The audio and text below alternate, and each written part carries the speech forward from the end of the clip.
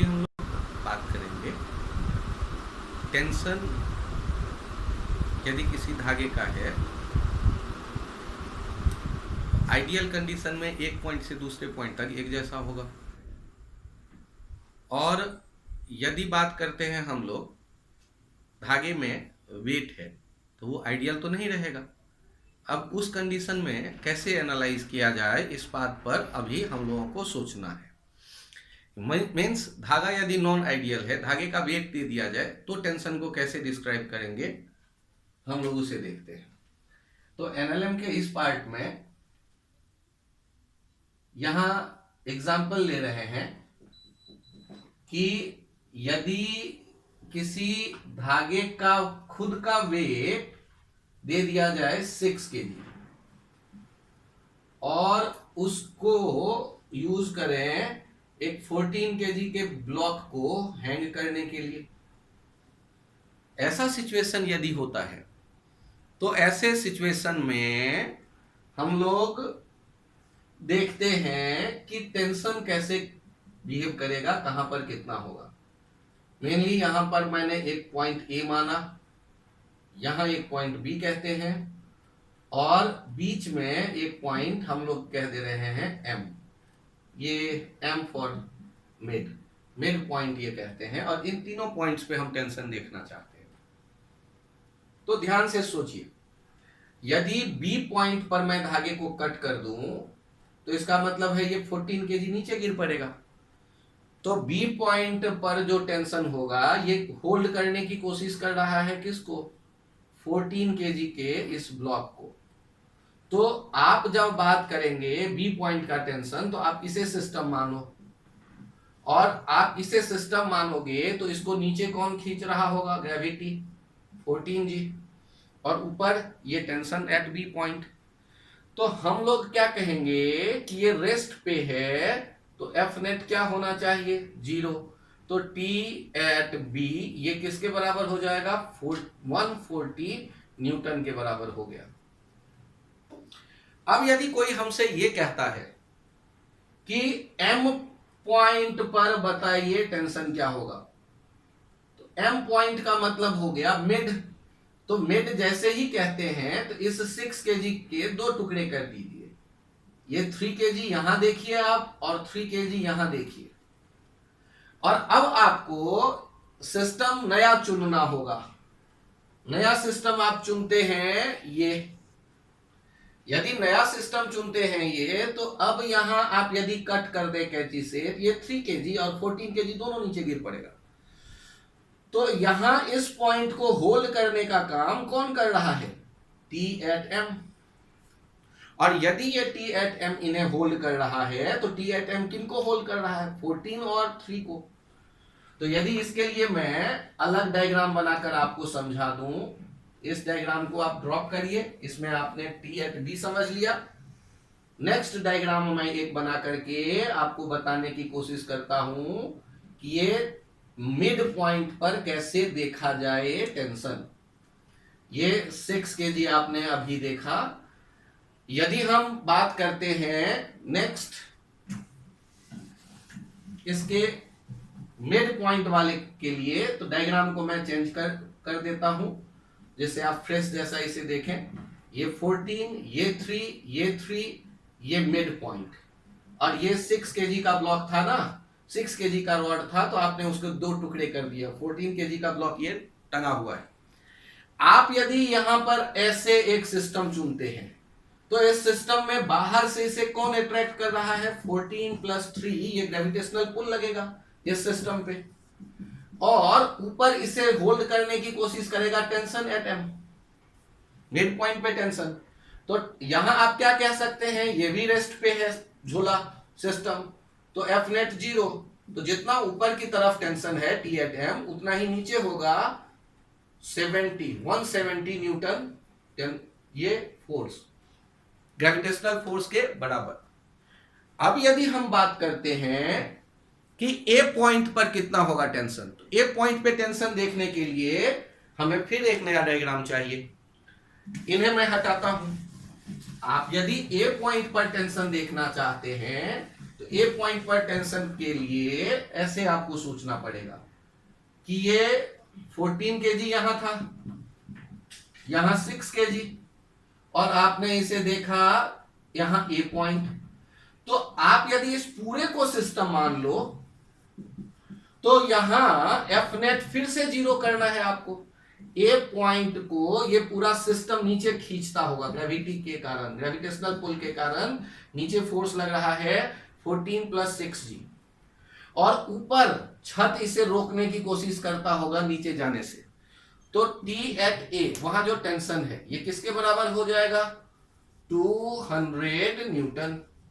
ये 14 + 6 20, 20 × G 200 Newton. तो इस तरह हम यदि मास दिया जाता है किसी स्ट्रिंग में तो उसे एनालाइज करते हैं, और टेंशन अलग अलग सेक्शन पे अलग अलग हो जाता है। यदि आप कहते हैं हमें कि ये केवल और केवल ये स्ट्रिंग है 6 केजी का, और यहां ये है इसका लेंथ 6 मीटर, तो बताइए कि ये 2 मीटर के ऊंचाई पर, 2 मीटर के ऊंचाई पर यदि एक क्रॉस सेक्शन हम सोचें तो वहां टेंशन का वैल्यू क्या होगा? यदि ये एग्जांपल आपके सामने आता है कि टेंशन हम ये 6 केजी का एक देख रहे हैं रॉड, और लोअर एंड से 2 मीटर के ऊंचाई पे कितना होगा टेंशन, तो इसके लिए हमें क्या करना है? ध्यान से देखिए, जब लेंथ है 6 मीटर तो उसका मास है 6 केजी, तो 1 मीटर लेंथ के लिए मास होगा 6/6 केजी। तो यदि आप 2 मीटर का मास देखना चाहते हैं तो 6/6 × 2 that is 2 KG. Simple logic. अब हम लोग यदि यहां देखना चाहते हैं टेंशन कितना होगा, तो फिर से चित्र में बना देता हूं। ध्यान से देखिए, ये जो है नीचे से 2 मीटर जो आप ले रहे हैं इसको सिस्टम मान लीजिए, इसका मास कितना है 2 केजी, ऊपर वाले का कितना 6 में से हटाया 4 केजी। और अब आप इस सिस्टम के लिए सोचिए 2 मीटर के टुकड़े का जो मास दिख रहा है, तो बाहर से ग्रेविटेशनल पुल कितना लगेगा 2g, रोकने के लिए टेंशन कितना T, तो सिस्टम पे नेट फोर्स कितना 0, तो T किसके इक्वल्स टू 2g, 2g कितना 20 न्यूटन, 20 न्यूटन ये हो जाएगा। तो इस तरह हम लोग देख रहे हैं कि टेंशन कैसे कैलकुलेट किया जाए। हम यदि इसको थोड़े अलग अंदाज में देखें, जैसे यहां पर इस एग्जांपल में आप चेक करिए, ये एक ब्लॉक है और इस ब्लॉक के बगल में एक स्ट्रिंग है जिसका खुद का वेट है 2 केजी, और ये 8 केजी के एक ब्लॉक से बंधा हुआ है, और आप यहां फोर्स लगा रहे हैं कितना 20 न्यूटन। अब आपको बताना है कि स्मूथ सरफेस पर यदि आप इस रोप को पुल कर रहे हैं, सरफेस स्मूथ है, तो बताना है कि ये जो रोप है ये यहां कितना टेंशन अप्लाई करता होगा ब्लॉक पे, ये हमें पूछा गया। यदि ये आइडियल स्ट्रिंग होता, मासलेस होता, तो जितना फोर्स हम यहां अप्लाई करते वही इसे मिलता। लेकिन आपको क्या करना पड़ेगा इसको सॉल्व करने के लिए? इसे सिस्टम मान सकते हैं आप। सिस्टम आप उनको लेते हैं एक झोले में जिनके एक्सलेशन एक जैसे हो, एक जैसे मैग्नीट्यूड के, एक जैसे डायरेक्शन में। सोचो ना, 2 ब्लॉक आप झोले में डाल रहे हो, यदि दोनों अलग एक्सलेशन से चलेंगे तो फिर तो झोला टूट जाना। आप ऐसा करते हैं, दोनों को एक साथ रखते हैं तभी जब दोनों एक जैसे एक्सलेशन से चल रहे हो। और यदि ऐसा कर सकते हैं तो अब जैसे कार के भीतर बैठ के कार को धकेलने पर वो एक्सीलरेट नहीं होगा, इंजन ऑफ है, आप बैठे भीतर और धकेल रहे हैं, आपको बाहर उतर के धकेलना पड़ेगा, मींस एक्सटर्नल फोर्स एक्सीलरेट करता है। तो एक्सटर्नल फोर्स यहां कौन होगा आगे ले जाने वाला? ये 20 न्यूटन। तो जब आप लिखेंगे F = ma, तो m किसका? m सिस्टम का, F कितना 20, और सिस्टम का मास 8 + 2 × a, ये कितना हो गया 20/10, ये आ गया 2 मीटर/सेकंड²। लेकिन हमें ए तो नहीं पूछा गया, हमें पूछा गया T1 कितना होगा। तो T1 के लिए पहले ए पता करना जरूरी है। और अब यदि आप 8 केजी के बारे में बात करते हैं तो देखिए 8 kg को पुल कौन कर रहा है, यही T1, और एक्सलेशन कितना प्रोवाइड कर रहा है, 2 मीटर पर सेकेंड स्क्वायर। और आप क्या लिखते इसके लिए, F equals to ma, T1 equals to 8 into 2, ये हो गया 16 न्यूटन। तो जब हम बात करते हैं कि स्ट्रिंग में मास है तो इस तरह एनालाइज किया जाएगा। स्ट्रिंग को भी एक ब्लॉक के नजरिए से आप देखें। यहीं पर यदि ऐसा होता, क्वेश्चन को मैं चेंज करता हूं थोड़ा सा, यदि ऐसा होता कि आप एक ब्लॉक देख रहे हैं 6 kg का, इस तरफ हमने देखे एक रोप और इस तरफ भी देखे एक रोप, ये इस तरफ फोर्स लगाया जा रहा है 30 न्यूटन, इधर भी फोर्स लगा रहे हैं 30 न्यूटन, और यहां आपको T1 और यहां आपको T2 बताना है। अब इस एग्जांपल में सोचो कि यहां क्या होने वाला है। तो मुझे पहले ये बताओ, यदि ये रस्सी जो है रोप, इसके मास दे दिए जाए 2 kg इधर और 3 kg इधर, तो अब मुझे सोच के बताओ क्या यहां एक्सेलरेशन दिख रहा है। यदि मैं इसको सिस्टम मानूं तो यहां एक्सेलरेशन होने की उम्मीद करूं तो पॉसिबल नहीं है, क्योंकि लेफ्ट और राइट एक जैसा, एक्सटर्नल फोर्स एक जैसा है, तो भीतर तो जाना ही नहीं। एक्सटर्नल फोर्स एक जैसा मतलब ये एक्सेलरेट नहीं हो रहा। तो आपको ये पता चल गया एक्सेलरेशन तो 0 है। अब T1 T2 के बारे में कैसे बात करें, तो आप ध्यान से देखिए, पहले इस 6 kg को देखिए। 6 kg क्या लेफ्ट गया या राइट गया, यदि नहीं गया तो इसका मतलब क्या है, एक्सेलरेशन 0, और ऐसा होने पर F 0, इसका मतलब T1 T2 बराबर होने चाहिए, तभी तो ये रुका है। लेकिन अब T1 T2 दोनों हमें नहीं पता। अब ये इस 2 kg के रोप को देखिए, 2 kg वाले रोप को देखिए, एक सिरे पे F आप 30 न्यूटन लगा रहे हैं और दूसरा सिरा ब्लॉक इसे रोकने की कोशिश करेगा। वो जितने फोर्स से ये रोप इस ब्लॉक को पुल करेगा उतने ही फोर्स से ब्लॉक इस रोप को पुल करेगा, Newton third law, action reaction pair. तो ये इधर कौन है, T1, और एक्सेलरेशन कितना है, इसका भी 0 है, क्योंकि वो तो दिख रहा है, एक्सेलरेट नहीं हो रहा, सिस्टम लेकर आप पहले डिसाइड कर चुके। तो यहां क्या कहते हैं, F नेट, यहां भी कहेंगे 0, इसका मतलब T1 किसके बराबर हो जाएगा, F, मतलब ये 30 न्यूटन आ गया। तो T2 कितना हो जाएगा, T2 T1 तो था ही, ये भी 30 न्यूटन हो जाएगा। मींस इस कंडीशन में हम देख रहे हैं कि जितना फोर्स यहां हमने लगाया वही यहां पहुंचा। तो ये अलग अलग कॉन्टेक्स्ट में अलग अलग तरह से एनालाइज किया जाता है, और जनरली इन क्वेश्चंस में स्टूडेंट्स कंफ्यूज हो जाते हैं।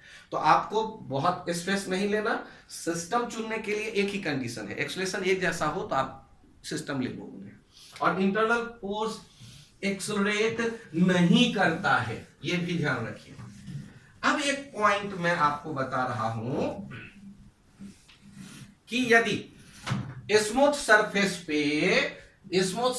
पे एक रॉड, ये खुद जो है L लेंथ का है रॉड और M मास का रॉड है, एक सिरे पर F फोर्स लगा रहे हैं और ये सरफेस स्मूथ है।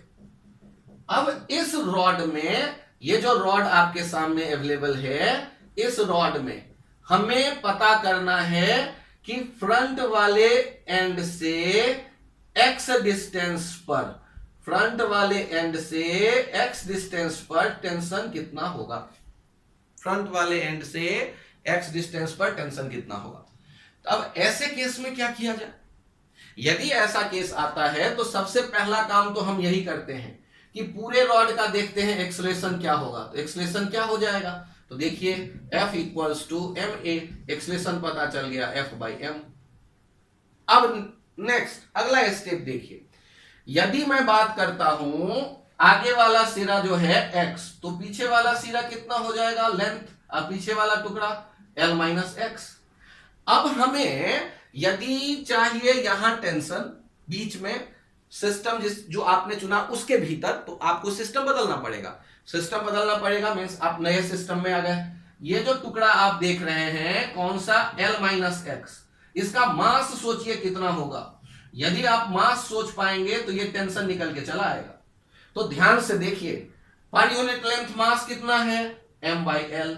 तो ये L माइनस एक्स का मास कितना हो जाएगा, m/l into L minus x. कैसे सर, मेरे समझ में नहीं आया। तो ध्यान से देखिए, जब लेंथ L है तो मास है m, 1 यूनिट लेंथ है तो m/l, तो L माइनस एक्स लेंथ है तो m/l into L minus x. आप यूनिटरी मेथड से देख लीजिए।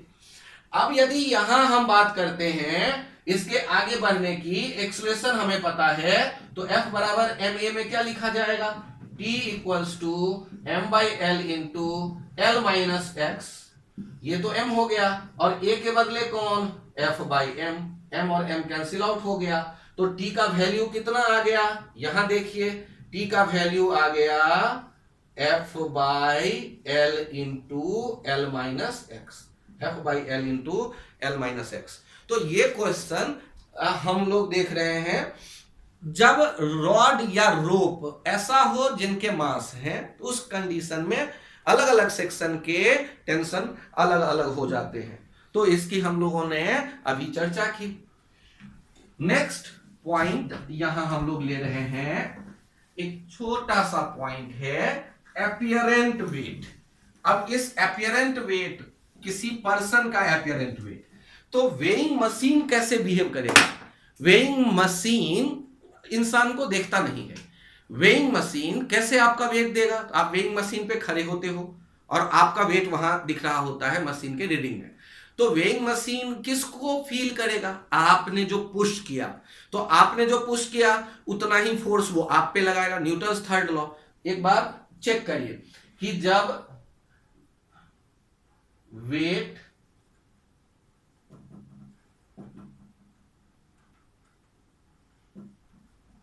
shown in kg by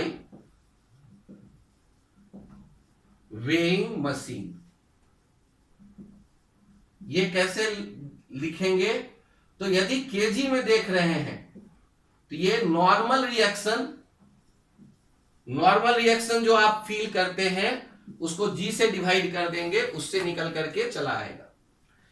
और आप नॉर्मल रिएक्शन कैसे कैलकुलेट करेंगे, तो उसके लिए फ्री बॉडी डायग्राम बनाएंगे, इक्वेशन लिखेंगे, फिर नॉर्मल रिएक्शन आएगा। हम जब बात करेंगे किसी एक्सेलरेटेड फ्रेम में, एनी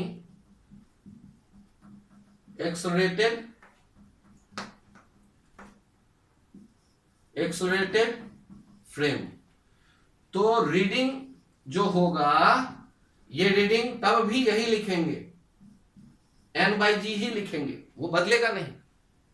तो आपको कुल मिलाकर नॉर्मल रिएक्शन निकालना आपको सीखना है। जी से डिवाइड कर देंगे, रीडिंग आएगा इन केजी, यही नॉर्मल रिएक्शन क्या होता है न्यूटन में, और जी से डिवाइड करेंगे तो किलोग्राम में बदल जाएगा। तो डे टू डे लाइफ में किसी इंसान को आप कहोगे कि आपका वेट है 500 न्यूटन, तो वो तो टेंशन में आ जाएगा, ये न्यूटन कौन है। तो उसको आप क्या बताएंगे, किलोग्राम में। किलोग्राम में बताने के लिए क्या जरूरी है, तो आप जानते हैं फिजिक्स में वेट मींस mg, लेकिन डे टू डे लाइफ में वेट मींस m। तो आप न्यूटन दुकान वाले को नहीं कहते हो, दुकान वाले को जाके आप नहीं कहते हो कि 200 न्यूटन चीनी दे दो। मतलब आपको जो चाहिए, आप यदि कहते हैं आपको कैलकुलेट करना है, तो कहिए 2 किलोग्राम चाहिए, भले ही उसे आप कहिए कि वेट है ये 2 किलोग्राम, लेकिन डे टू डे लाइफ में आप क्या यूज कर रहे हो, किलोग्राम, वेट के लिए भी। तो अब ये रीडिंग के बारे में मैं आपको बता रहा हूं कि क्या होता है कि आप किसी मशीन पे, मान लो ये है एक मशीन, वेइंग मशीन, और वेइंग मशीन पे आप खड़े हो गए। वेइंग मशीन पे आप खड़े हो गए तो आप मान लो 50 केजी के हैं, तो नॉर्मल रिएक्शन ऊपर और आपका mg नीचे। तो ध्यान से देखिए, आप अभी यदि कहेंगे इस आदमी के लिए, तो आदमी को देख रहे हैं रेस्ट पे, नेट फोर्स क्या दिख रहा है, 0, कंटिन्यूअस रेस्ट पे है, कभी मोमेंट के लिए नहीं, कंटिन्यूअस रेस्ट पे है। F0, इसका मतलब n किसके बराबर हो जाएगा, mg के। तो रीडिंग जो आएगा वो रीडिंग क्या होगा, n/g। ये देखिए 50 इंटू जी, और n/g आने का मतलब 50 इंटू g/g। तो आप यहां g कैंसिल आउट होता देखेंगे, रीडिंग कितना आ गया, 50 kg। तो यहां जो मशीन दिखा रहा होगा वो रीडिंग आप कहते हैं 50 केजी।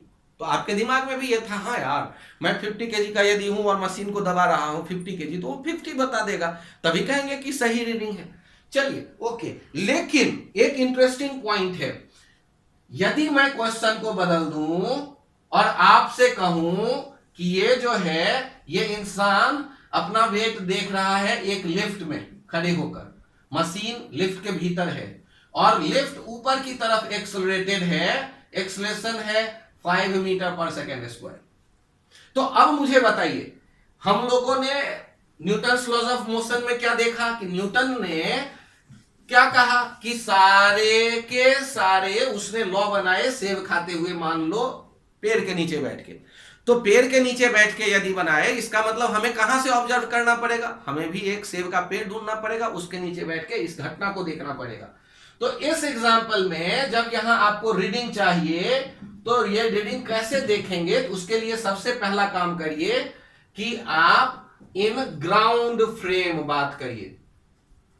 अब बारी आता है ये सोचने की, यार ग्राउंड फ्रेम का मतलब क्या, वही सेब के पेड़ के नीचे बैठ के देखो, ट्रांसपेरेंट लिफ्ट है मान लो, और ये क्या आदमी रुका दिखेगा, तो आप ग्राउंड से देखोगे तो ए एक्सेलरेशन से आप ऊपर जाते दिख रहा है। तो यहां आप क्या लिखेंगे, एन और एम जी में किसको बड़ा देखेंगे, एन को, N minus M G equals to M A, तो एन माइनस एम जी हो गया net force equals to M A, N equals to M G plus A. अब यहां पर देखिए एम कितना 50, 10 प्लस 5 ये हो गया 750 न्यूटन। ध्यान दीजिएगा, न्यूटन में मैंने पूरा नाम इसलिए लिखा क्योंकि कैपिटल एन इधर भी रहता इधर भी रहता तो कंफ्यूजन हो सकता था, इसीलिए ये नॉर्मल रिएक्शन को रिप्रेजेंट कर रहा है। अब यदि मैं रीडिंग देखना चाहता हूं तो रीडिंग इन केजी के लिए हम लोगों ने क्या सोचा है, N by g means 750 by 10, तो ये कितना आ गया 75 केजी। इसका मतलब यदि कोई लिफ्ट एक्सेलरेटेड अप की तरफ जाएगा तो जो हम वेट देखेंगे वो रीडिंग, वो ये वेट बढ़ा सा है। ऐसे केस में ये जो रीडिंग है इसे ही हम कह देते हैं एपियरेंट वेट, एपियरेंट वेट।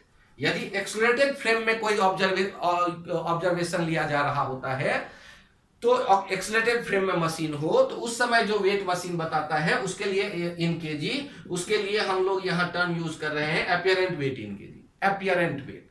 तो इस तरह हमारे सामने ये पॉइंट आया कि कोई पर्सन यदि लिफ्ट में ऊपर की तरफ एक्सेलरेटेड है तो इसका मतलब है कि उसका जो वेट आएगा वो ज्यादा आएगा, उसके एक्चुअल मास से ज्यादा वो शो कर रहा होगा रीडिंग। और यदि इसी तरह हम सोचें ये ए एक्सेलरेशन से यदि नीचे जा रहा हो तो यदि लिफ्ट ए एक्सेलरेशन से नीचे जा रहा होता तब क्या करते आप, तब क्या क्वेश्चन में रीडिंग आता, उस सॉल्यूशन के लिए आप एक बार एनालाइज करिए। यहां पर कहानी थोड़ी सी बदल गई, क्या लेफ्ट किधर जा रही है, नीचे। आप ग्राउंड से देखोगे तो किधर आते दिखेगा ये पूरा का पूरा इंसान लिफ्ट के साथ नीचे। तो हम क्या लिख रहे होंगे, F net equals to M a, सोचते वक्त किसको बड़ा मानेंगे, एम जी को। एम जी माइनस एन हो गया नेट फोर्स, ये एम ए, तो एम जी माइनस ए ये किसके बराबर, एन के बराबर। तो एन कितना हो गया, एम 50 इंटू 10 माइनस 5 ये 250 न्यूटन। और अब आप रीडिंग देखेंगे कितना, रीडिंग इन केजी, ये रीडिंग आप चेक करिए कितना आ गया, N by g 250 by 10 that is 25 kg. तो यहां पर हम देख रहे हैं 25 केजी केवल। तो इस तरह हमारे पास ये वैल्यू आए कि ये एक्सेलरेटेड अप होगा तो वेट बढ़ जाएगा। आप यदि बहुत मेरी गो राउंड, ये एक बड़ा सा जो झूला होता है ना, तो उसमें आप बैठे हो तो ऊपर जाते समय आपको अपना वेट ज्यादा फील आएगा, और जब नीचे आ रहे होते हो तो वेटलेसनेस जैसा फील आना शुरू होता है, अनईजी करता है। तो आप इस चीज को ध्यान रखिए। वो वहां तो और भी चीजें सर्कुलर मोशन के कारण सोचना होगा। अभी फिलहाल आप ये देखिए, यदि लिफ्ट में है तो लिफ्ट नीचे की तरफ एक्सेलरेटेड होगा। ध्यान रखिएगा लिफ्ट जा किधर रहा है उससे नहीं मतलब है, वेलोसिटी से नहीं मतलब है, भले ही किधर भी जा रहा हो, एक्सेलरेशन नीचे हो, सर इसका मतलब क्या, लिफ्ट ऊपर जाएगी तो एक्सेलरेशन नीचे कैसे होगा? बहुत अच्छा क्वेश्चन, सोच के देखो, यदि लिफ्ट ऊपर जा रही हो और रुकने वाली हो तो एक्सेलरेशन किधर हो जाएगा? नीचे की तरफ, रिटार्डेड मोशन है, तो उस केस में वेट कम दिखेगा। और यदि एक्सेलरेटेड है और नीचे ही जा रही हो और नीचे एक्सेलरेट हो रही हो, ऐसा भी हो सकता है, तब भी वेट कम दिखेगा। मतलब एक्सेलरेशन का डायरेक्शन इंपॉर्टेंट है वेट ज्यादा या कम के लिए, यहां इस बात पे भी ध्यान दीजिएगा। और यदि ऐसा हुआ कि लिफ्ट फ्री फॉल में आ जाए, एक्सेलरेशन जी के बराबर हो, रस्सी टूट जाए लिफ्ट की और लिफ्ट फ्री फॉल में हो, यदि लिफ्ट फ्री फॉल में हो तो फ्री फॉल में लिफ्ट होने पर मशीन भी सोचेगा अब जाने वाले का क्या वेट दिखाया जाए। क्यों? जाने वाले का वेट, जाने वाले का क्या वेट, 0 दिखाएगा। सर मेरा मन नहीं मान रहा, अच्छा चलो छोड़ो, कैलकुलेट करते हैं। ये क्या लिखोगे आप, mg minus N equals to mg, यहां से चेक कर लो n कितना हो गया, mg minus mg that is 0। और यदि n 0 तो रीडिंग कितना हो जाएगा, तो रीडिंग हो जाएगा n/g, ये भी 0, तो समझ लो ना 0 वेट। मींस यदि फ्री फॉल का कंडीशन है तो फ्री फॉल के कंडीशन में 0। यदि प्रोजेक्टाइल मोशन की बात करते हैं, कार में बैठ के एक इंक्लाइन प्लेन से दूसरे पे जा रहा है कोई, तो उसमें जो बैठा होगा ड्राइवर, उसका वेट वेटलेसनेस वाला सीन है। क्यों? फ्री फॉल में वो जो भी है उन सब में जो वेट आप लोगे तो वो वेटलेसनेस वाला कंडीशन है, वहां पर वेट क्या आने वाला है, 0। तो ये हम लोगों ने अपीयरेंट वेट लेना सीखा इस क्वेश्चन के साथ। अब हमने टेंशन के कुछ क्वेश्चंस देखे, फिर अपीयरेंट वेट को देखा। अब यहां देखते हैं टेंशन के अलग अलग कंडीशंस में आइडियल स्ट्रिंग लेके, जब धागे मुड़े हुए रहते हैं एक तरफ से दूसरी तरफ, उस समय कैसे सोचा जाए, उस पे ये कुछ क्वेश्चंस देख लेते हैं। जैसे यहां देखिए सिंपल सा आइडिया, यहां पर ये हमने एक ब्लॉक देखा, ये दीवार से आता हुआ एक हुक देखते हैं, एक सेकेंड, और उस हुक से ये बंधा है एक सिरा धागे का, और दूसरे सिरे से ये ब्लॉक टंगा है। ये 3 kg यहां, 2 kg यहां। ये इस एग्जांपल में आपसे कहा जा रहा है ये स्मूथ सरफेस है। इस एग्जांपल में आपसे कहा जा रहा है कि बताइए, सारे आइडियल पुली है, बताइए कि यहां एक्सेलरेशन कितना होगा। एक्सेलरेशन ए का वैल्यू क्या होगा ये हम जानना चाहते हैं। तो अब हम लोग पहले सिस्टम समझें कि ब्लॉक है, टेबल पे रखा, धागा बांध करके आया किनारे तक, और वो सीधे किसी ब्लॉक से नहीं जुड़ा है, वो एक पुली के सेंटर से बंधा है, और पुली के ऊपर जो धागा गुजर रहा है वो एक तरफ दीवार से खूंटी से बंधा है और दूसरी तरफ ये ब्लॉक टंगा है 3 kg। यहां देखिए ये जो पुली है